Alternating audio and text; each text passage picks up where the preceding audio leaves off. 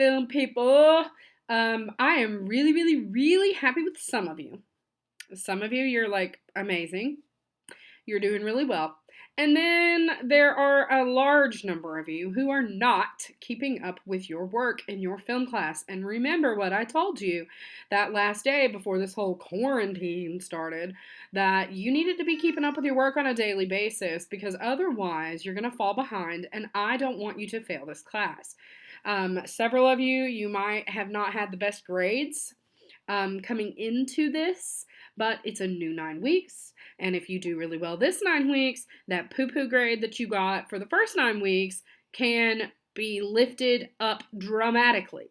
So here's the thing. I wanted to very quickly go over some issues that I am seeing with people just to make sure that everybody understands expectations. So over here, when you log into your Google Classroom and you get on your classwork page, you will see that you have due dates and you have posted dates. So the first two assignments were both due the previous 2 days. What you will notice for day 1, all you had to do, really all you had to do was click on this, view question. Notice how the question says, please respond with the name of the film from the list that you will screen over the next 2 days.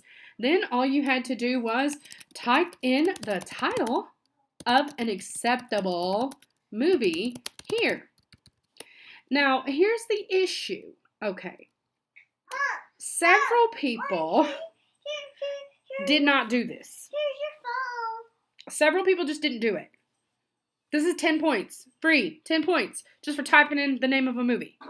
And then I had at least one student of mine who typed in a movie that was not on the list. So what list, you may ask?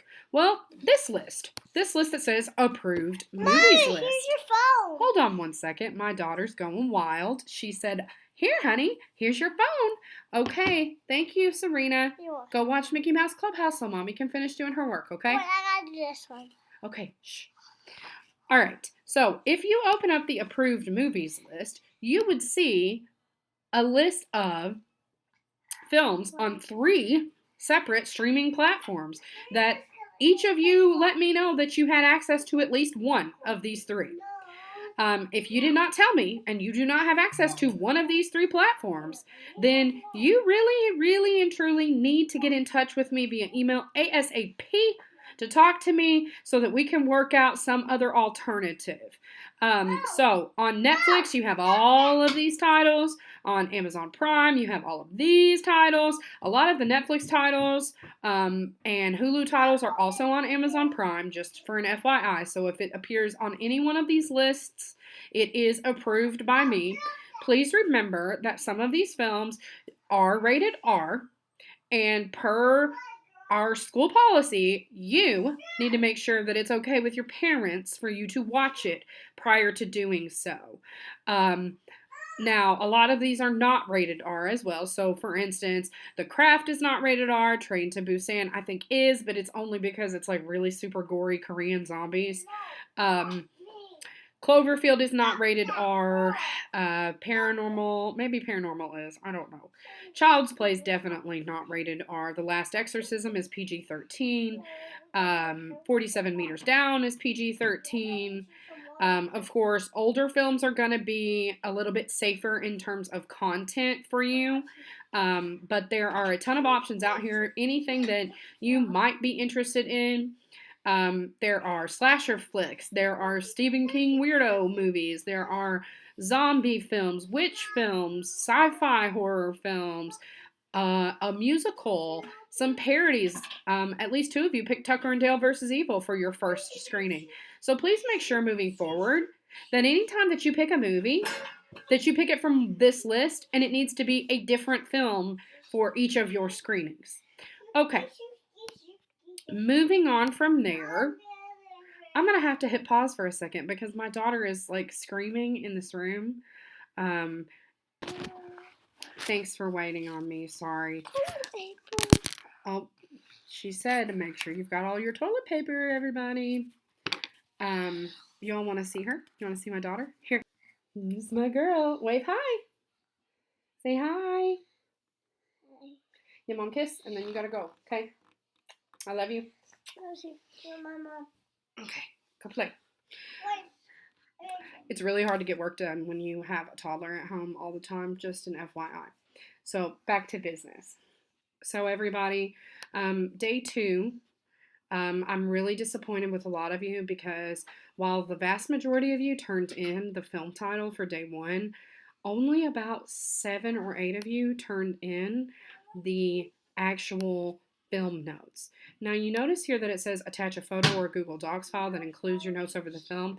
Remember that your notes must include specific references to mise-en-scène, cinematography, editing, sound, and narrative elements in order to receive full credit and must span the length of the film. So at this point, what I would like to show you is I would like to show you an example of what a good one of these looks like. So, because some of these are good, some of them are not. I want to show you one that's really, really good to let you see what I am looking for. Chelsea did a stellar job, and I'm going to show you what Chelsea's stellar job looks like right now. So if you look at her particular notes right here, she talks about the actual film elements in her notes. And this is really good because it lets me see that she is actually learning the stuff that we have been covering so far in this particular class, in film class. And look at this, it says quarantine day 2. I think that's really cute. Another really good example of notes that you could do comes from, where is he? Dalton. So Dalton did a really good job with his particular film notes because Dalton made sure to not only take notes over the entire film, but he focused in on those elements as well. And if it will load, I will show it to you. While we're waiting on that to load, oh, here we go. Here we are, here we are, here we are, here we are. You can see he did it on notebook paper as well. If you look here, you see he's got 47 meters down. He put the length of the film up here. He starts out with sound effects notes. He talks about the 2-person shot. He talks about shot types. He talks about sound. He talks about editing. He talks about special effects. He talks about it all. And that's what I'm looking for in my film notes. And no disrespect to any of you who did not do a great job, but those of us whose notes I'm kind of disappointed with are people who only wrote down plot points. Like, wow, congratulations, you can watch a movie and understand what's going on. And that's important, but for this particular class, what's more important for me is to see that you are understanding and comprehending the concepts that we have been talking about so far in this course. So, back to how to turn in an assignment. Please make sure that you hit add or create. So I had at least one student who just shared their document with me and did not actually attach it to their assignment. Please always hit add or create. Over here, if you did a Google Docs file, which only a couple of you did, most of you actually did it on paper and took a picture. But if you did do it on a Google Docs file, what you have to do is click Google Drive and then find the correct file. So you click Google Drive, it pops up with this box. It says insert files using Google Drive, blah, blah, blah. So if instead you are attaching a picture, you can hit file. If you're doing this on a phone and you hit file or whatever, it will pull up your camera roll. And you can just insert a picture that you took on your camera on your phone directly here. And then when you're done, really important thing, once you have submitted something here, is this, it won't say mark as done anymore, it'll say turn in. And make sure that you hit the turn in button every single time to avoid issues in terms of me trying to hunt down your assignment to give you credit. Now, other than that, I want to very quickly go over with you all my expectations for this assignment that just posted this morning, because this assignment is a lot more involved than the assignment that I gave you on the previous 2 days. So the previous 2 days are things that we've exactly been doing every day in class. We have been, doing things the way that, the film notes thing, that's not new to you all. And this really isn't new, it just feels new. So this is something that I'm just asking you all to do in lieu of completing a big questions packet, because I'm sorry, but I don't have time to make questions packet over every single film that you all decide to watch. So instead, we're going to be doing these film reviews. And these film reviews, they're pretty easy and straightforward, but it's going to seem a little unfamiliar to you just because we haven't done this exact form before. So what you would do when you open up this document is notice that this is a file that is already editable for you. It should say your name up here. It should say Film Review 1.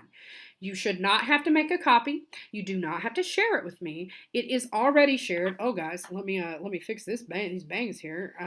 Also, notice my quarantine style is what I like to call lazy chic. Anyhow, film details. Your title of the movie that you screened goes here. You need to put the year that the film came out here.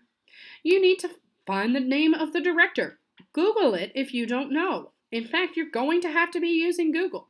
So then down here you see how it says delete stars to give your rating between 1 and 5. So let's say that you were anticipating that the movie was going to be good, but it was not good at all, and you want to give it a 2-star rating. So notice how I just hit the backspace until I had 2 stars. Let's say that you thought the movie was excellent. You want to give it 5 stars. There you go. Let's say you don't really know what to give it because you just watched the movie and you're not really used to it.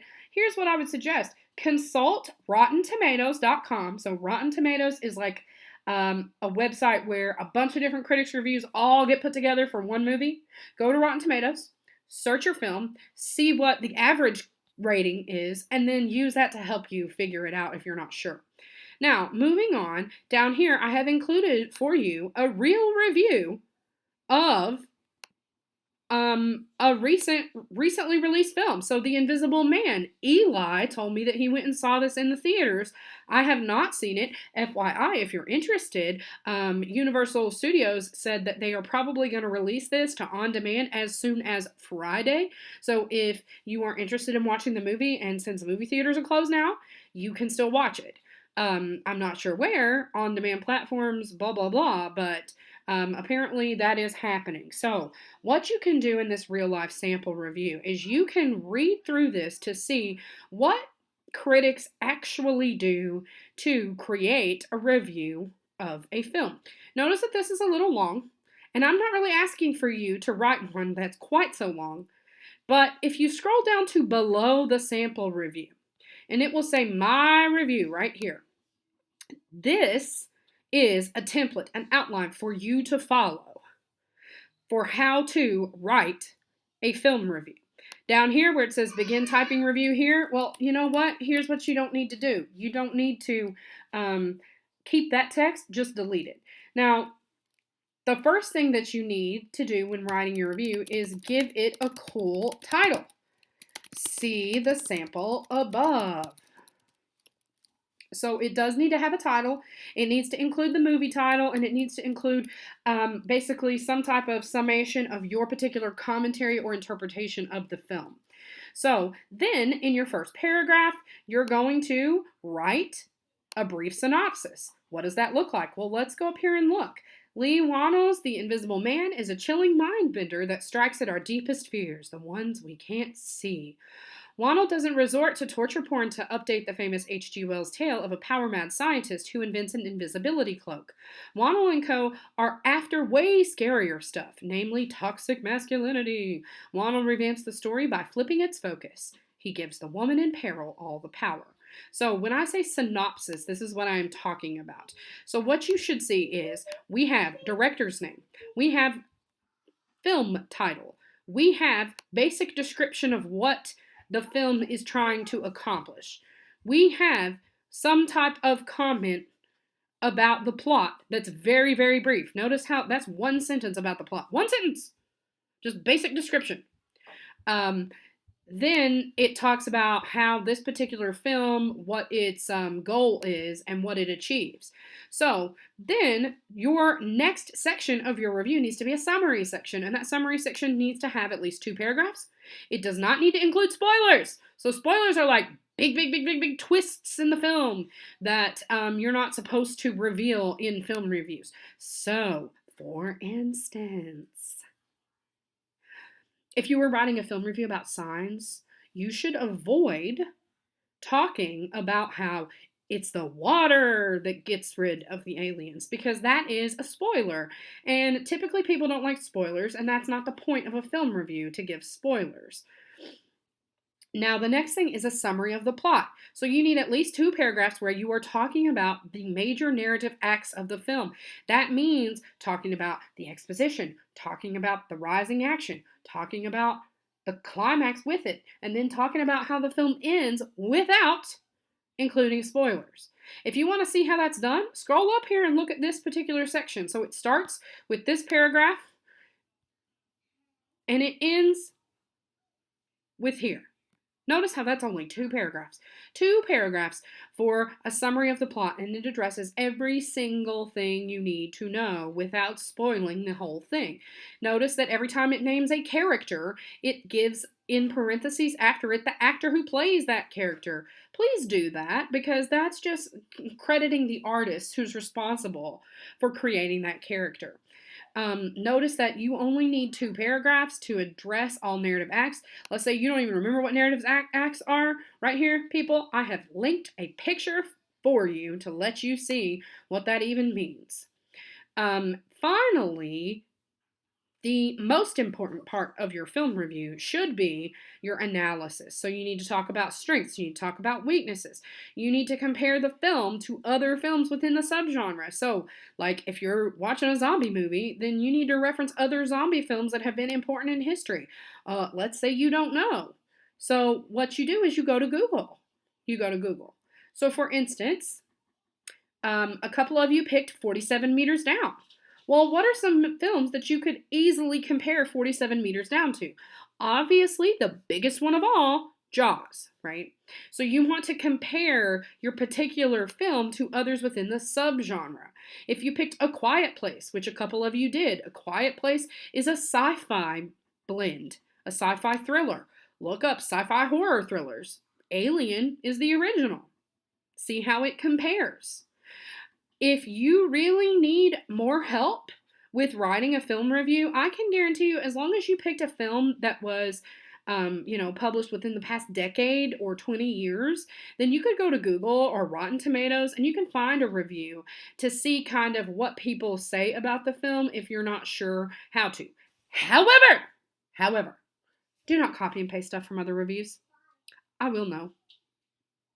It's not hard for me to just highlight whatever you've written. Go to Google, search for it, and see where you got it from. So don't plagiarize, because I'll know. You need to try to make this as original as possible. I'm only providing some suggestions in case you struggle to write a review. Now, with that said, please make sure when you are done with your review assignment that you don't just leave this alone. You have to click this button where it says turn in, okay? Now, that's all I got for you all. Please, please, please make sure that you are working on your stuff because several of you haven't turned in anything in 2 days, and that's a big problem. And pretty soon, I'm going to be contacting your individual parents because you need to make sure that you're staying on top of this. And I'm worried about several of you moving forward with your grade if you don't stay on top of it. So with that said, here I am signing off. Enjoy the rest of your day and live that best quarantine life. Bye.